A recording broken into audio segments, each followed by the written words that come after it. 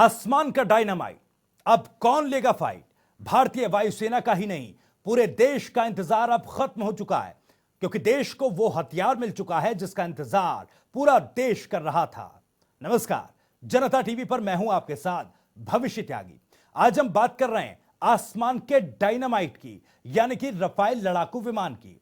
आसमान का डायनामाइट इसलिए क्योंकि इस फाइटर जेट का न कोई मुकाबला है, न ही इसकी क्षमताओं के आगे भारत के दुश्मनों का कोई हथियार टिक सकता है। और इसी आसमान के डायनामाइट पर आज का एक खास कार्यक्रम।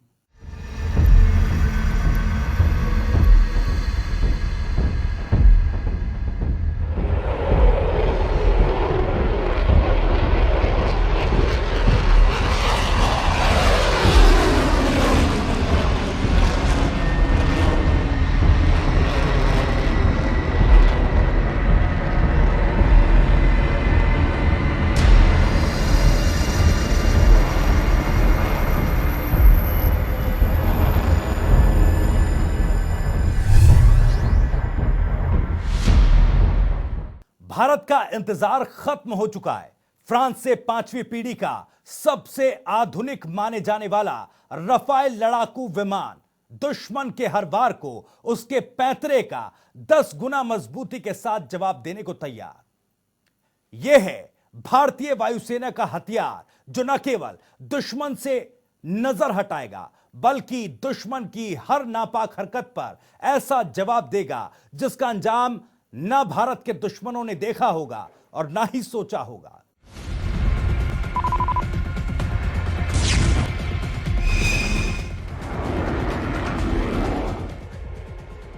इंडियन एयरफोर्स को हवा का वो ब्रह्मास्त्र हासिल हो गया जिससे अब भारत के दुश्मन थर थर कांपेंगे।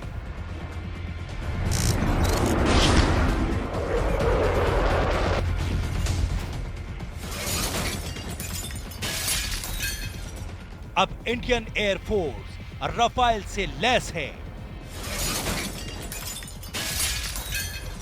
अब पूरे देश का जोश हाई है और देश का यह हाई जोश दुश्मन के चेहरे का रंग उड़ाने के लिए काफी है।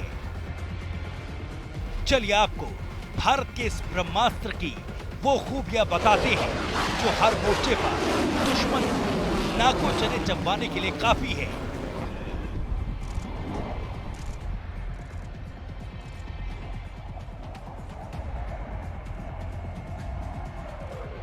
जो रफाल भारत को मिला है उसे भारत की परिस्थितियों, मौसम और हर पहलू को ध्यान में रखकर अपग्रेड किया गया है।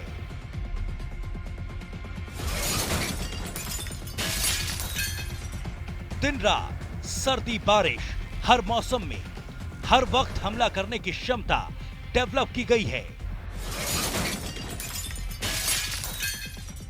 रफाल सबसे बड़ा हथियार साबित होगा। इस लड़ाकू विमान में मिटियोर की बियॉन्ड विजुअल रेंज मिसाइल लगाई गई है, जिससे बच पाना दुश्मन के लिए संभव नहीं। रफाल की अधिकतम स्पीड 2222 किलोमीटर प्रति घंटा है। कॉम्बैट रेडी पोजीशन में हैं भारत को मिले 5 रफाल विमान, जिनको कभी भी किसी भी वक्त किसी भी ऑपरेशन में लगाया जा सकता है, किसी भी हमले के लिए भेजा जा सकता है। भारत को रफाल लड़ाकू विमान मिलने से चीन पाकिस्तान के सर का दर्द बढ़ गया है, क्योंकि रफाल को भारतीय वायुसेना की जरूरतों के हिसाब से बदला और अपग्रेड किया गया है।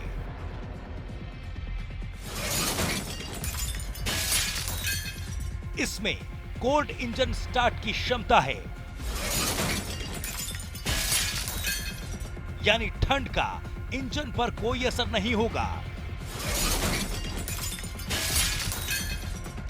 बर्फीले पहाड़ों के बीच मौजूद बेस से यह जेट आसानी से ठंड के सीजन में भी उड़ान भर सकता है।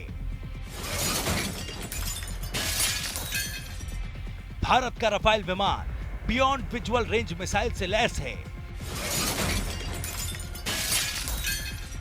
जो हवा से हवा में मार करने में सबसे तेज है। मिसाइल को दुश्मन के प्लेन पर बिना देखे सीधे फायर किया जा सकता है। इसमें एक्टिव रडार सीकर लगा होता है, जिससे मिसाइल को किसी भी मौसम में फायर किया जा सकता है। वहीं स्कैल्प मिसाइल या स्टॉर्म शैडो किसी भी बंकर को आसानी से तबाह कर सकती है।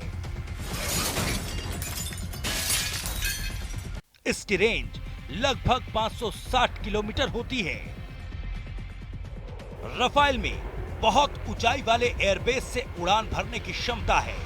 चीन और पाकिस्तान से लगी सीमा पर ठंडे मौसम में भी विमान तेजी से काम कर सकता है। मिसाइल अटैक का सामना करने के लिए विमान में खास तकनीक का प्रयोग किया गया है। रफाल एक साथ जमीन पर से दुश्मन के हमले को ध्वस्त करने और आसमान में आक्रमण करने में सक्षम है और जरूरत पड़ने पर परमाणु हथियारों का भी इस्तेमाल कर सकता है। रफाल की इन्हीं खूबियों और ताकत के सामने भारत के दुश्मनों को भारत के खिलाफ कोई भी हरकत करने से पहले 100 बार सोचना होगा। टीम जनता टीवी। आसमान का डायनामाइट रफाल, जिसमें मिटियोर और स्काल्प जैसे आधुनिक और खतरनाक मिसाइल तो लगाई ही गई हैं, लेकिन इंडियन एयरफोर्स इसमें एक ऐसा हथियार लगाएगी जो मीडियम रेंज के दुश्मन के ठिकानों को चुटकी में निस्तो नाबूद कर देगी।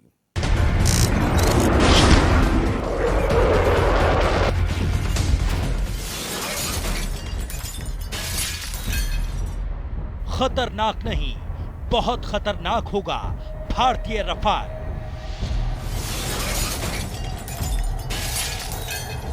रफाल पर इंडियन एयरफोर्स लगाएगी हैमर मिसाइल।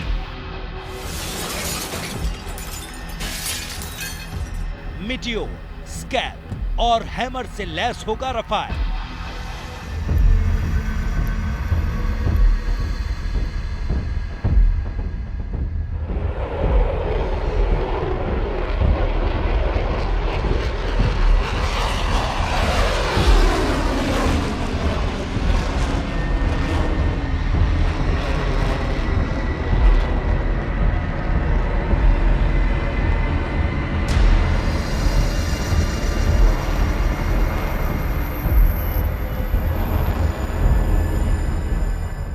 इस खतरनाक रफाल लड़ाकू विमानों पर भारतीय वायुसेना हैमर मिसाइल लगाने जा रही है, जिसके बाद ये विमान खतरनाक लड़ाकू क्षमता से लैस हो जाएंगे और इनका सामना कर पाना दुश्मन के लिए बेहद मुश्किल हो जाएगा।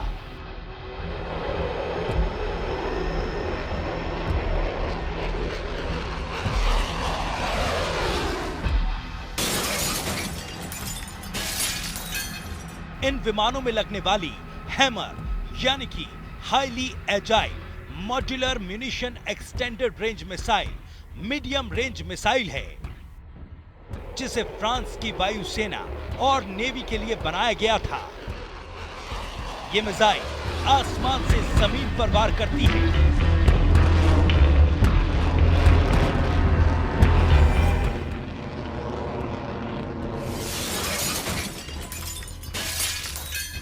इस मिसाइल की बड़ी खासियत यह है कि मजबूत से मजबूत शेल्टर और बंकरों को भी चुटकी में तबाह कर सकती है। हैमर मिसाइल से 60 से 70 किलोमीटर रेंज तक की किसी भी तरह के टारगेट को तबाह किया जा सकता है। इन खासियतों की वजह से लद्दाख की चोटियों और घाटियों में बने बंकरों में छुपे बैठे दुश्मन के लिए ये मिसाइल काल बन सकती है। करीब 3 मीटर लंबी और 330 किलो वजनी ये मिसाइल ऊंचे और पहाड़ी युद्ध क्षेत्र में 60 किलोमीटर की दूरी तक मार कर सकती है, जबकि कम ऊंचाई वाली जगहों पर 15 किलोमीटर की दूरी तक यह मार कर सकती है।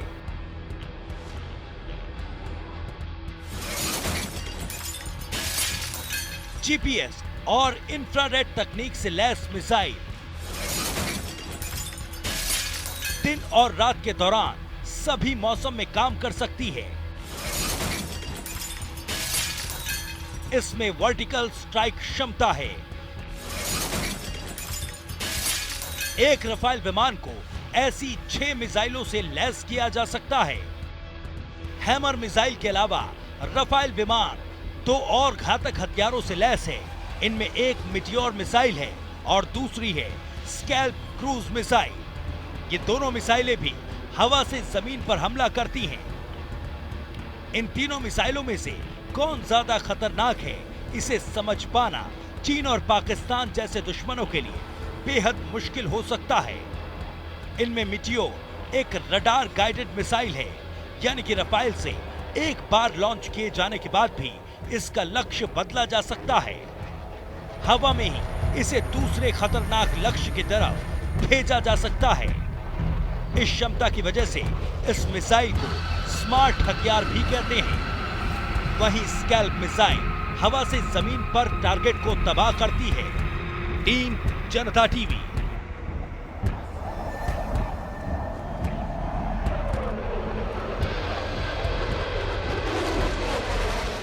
फ्रांस के साथ हुई रफाल डील की पहली खेप 5 रफाल जेट के रूप में भारत के पास हैं। इसकी खूबियां और ताकत दुनिया को कई बार अपनी क्षमताओं का सबूत दे चुकी है, लेकिन भारत में रफाल कैसे हमारी रक्षा जरूरतों के हिसाब से बेहद जरूरी है, इस पर यह रिपोर्ट देखिए।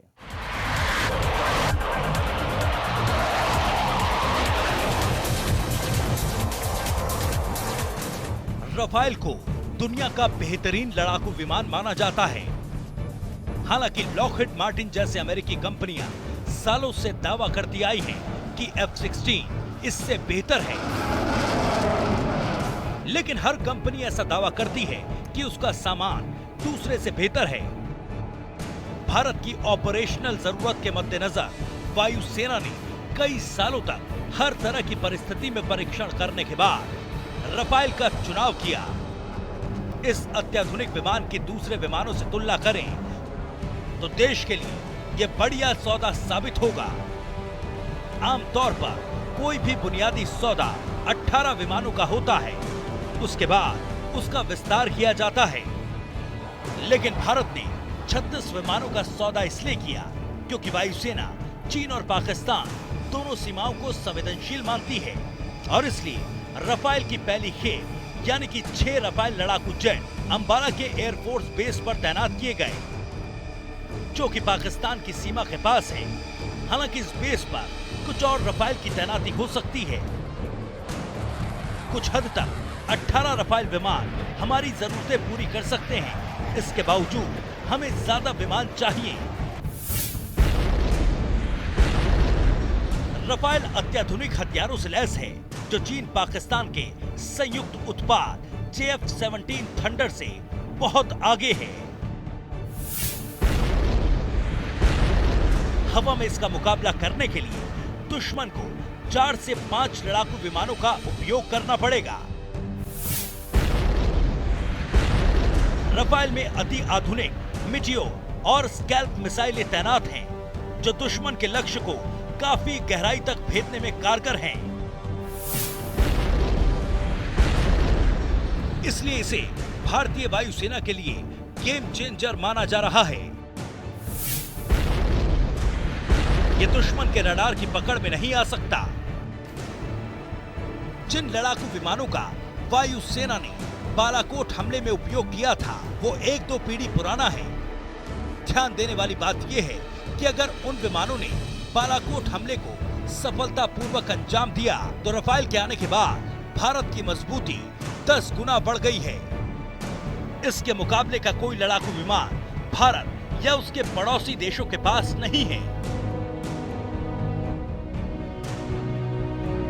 इसके बेड़े में 70% विमान हमेशा ऑपरेशनल मोड में रह सकते हैं। अब सेना विमानों की संख्या के बजाय क्षमता और गुणवत्ता पर ज्यादा ध्यान दे रही है। यानी दुश्मन जिस लक्ष्य को 5 विमान लगाकर भेदता है, उसे हम 1 विमान से भेद सकते हैं। अभी वायुसेना में बड़ी संख्या में पुराने और जर्जर विमान मौजूद हैं। इसलिए वायुसेना ने 126 विमानों की मांग की थी। इसके लिए अमेरिका, रूस, ब्रिटेन जैसे देशों के लड़ाकू विमानों की बात चल रही थी। पिछले 17 सालों से विमान खरीदने की बात चल रही थी, लेकिन बात बन नहीं पाई। मोदी सरकार के आने के बाद सरकार और सेना ने इस पर कदम आगे बढ़ाए। आने वाले दिनों में इन हथियारों की अहमियत बढ़ेगी। बीते दिनों सऊदी अरब में ईरान की ओर से किए गए ड्रोन हमले से यह साबित हो गया कि सऊदी अरब के पास इतनी क्षमता नहीं थी कि वो अत्याधुनिक ड्रोन के हमले से बच सके। इन विमानों के आने के बाद अब ये संभव है कि वायुसेना की रणनीति में बदलाव हो, क्योंकि लड़ाइयां केवल हवाई जहाजों से नहीं लड़ी जाती।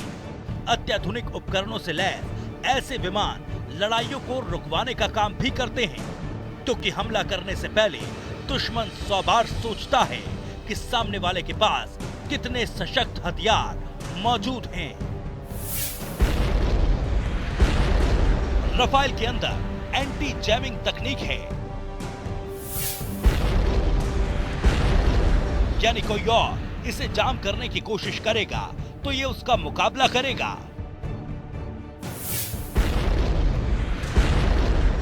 वायुसेना के बाकी विमानों को भी अत्याधुनिक हथियारों की जरूरत है, जिससे वो और मजबूत हो सके।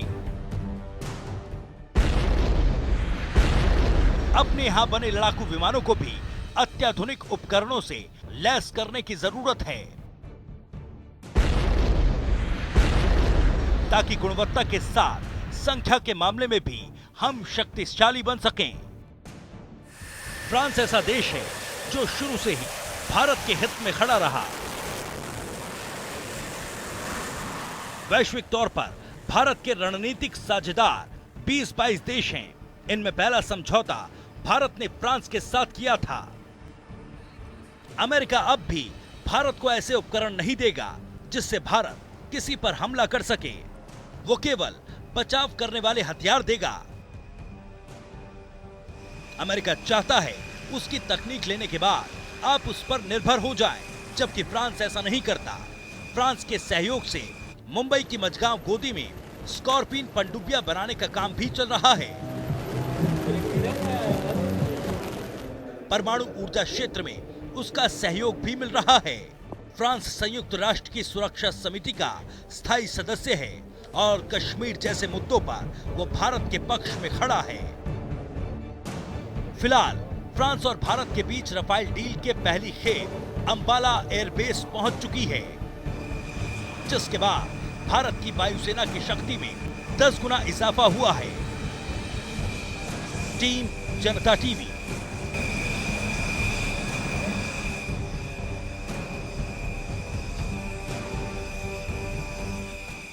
रफाल लड़ाकू विमान की खूबियों और खासियतों पर तो रिपोर्ट आपने देखी, लेकिन दुनिया में रफाल की धमक और इसकी मारक क्षमता का सबसे एक्सक्लूसिव उदाहरण आपको बताते हैं। दरअसल मिडिल ईस्ट में इजिप्ट और तुर्की के बीच सैन्य तनाव के बीच फ्रांसीसी मूल के रफाल लड़ाकू विमानों ने लीबिया में स्थित तुर्की के अलवाटिया एयरबेस पर जबरदस्त हमला बोला। इसमें तुर्की के कई प्लेन, ड्रोन और फिक्स विंग एयरक्राफ्ट बर्बाद हो गए। दावा किया जा रहा है कि हमले में तुर्की के कई सैनिक घायल भी हुए हैं।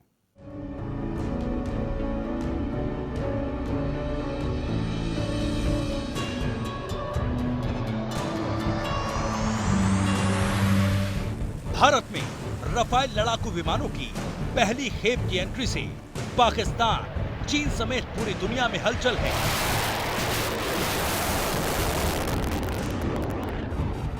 रफाल की ताकत की थ्योरी तो आप सब जानते हैं, लेकिन इसके वार का सबसे ताजा उदाहरण हम आपको बताते हैं।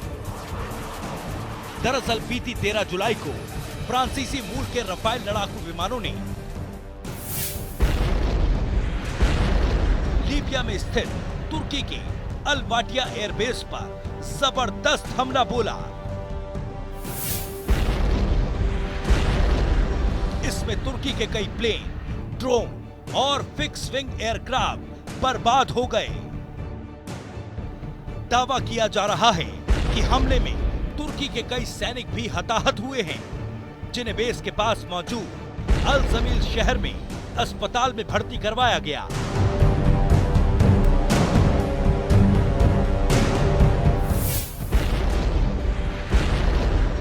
द अरब वीकली की रिपोर्ट के मुताबिक लीबिया को लेकर मिस्र और तुर्की के बीच तनाव चरम पर है। तुर्की ने लीबिया की राजधानी त्रिपोली से 125 किलोमीटर दूर नुकत अल कसम जिले में अल वाटिया एयरबेस पर अपने फाइटर जेट, ड्रोन और मिसाइल सिस्टम को तैनात किया है, जिसे मिस्र और फ्रांस अपनी सुरक्षा के लिए खतरा बताते रहे हैं।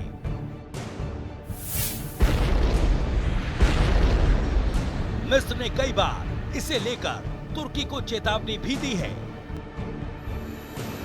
इस रिपोर्ट के मुताबिक हाल ही में तुर्की के रक्षा मंत्री हुलूसी अकार ने त्रिपोली की यात्रा की थी।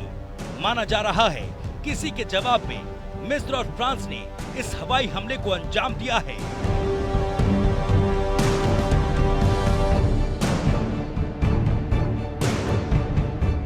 लीबिया में तुर्की की उपस्थिति को लेकर मिस्र और फ्रांस ने कई बार तुर्की को चेतावनी भी दी थी।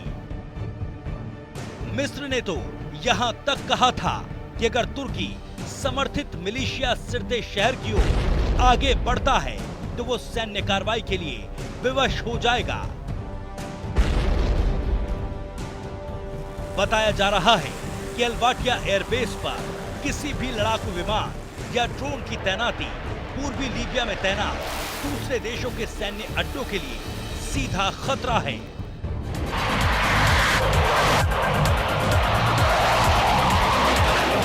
इसे लेकर फ्रांस ने भी तुर्की की आलोचना की थी और कहा था कि वो इसे जारी रखने की अनुमति नहीं देगा।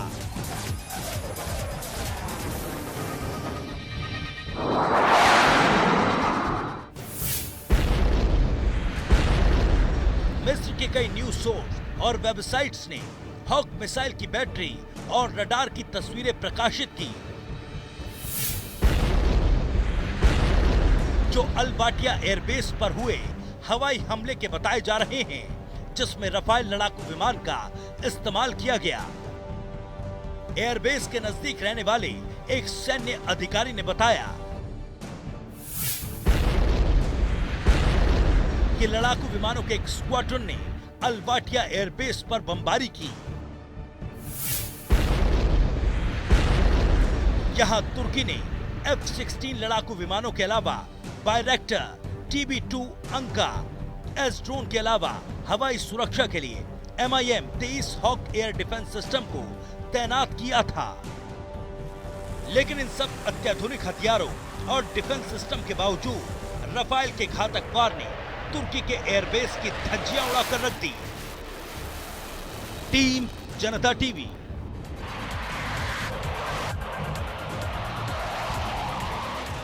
इसी के साथ फिलहाल जनता टीवी के खास कार्यक्रम में इतना ही। नमस्कार।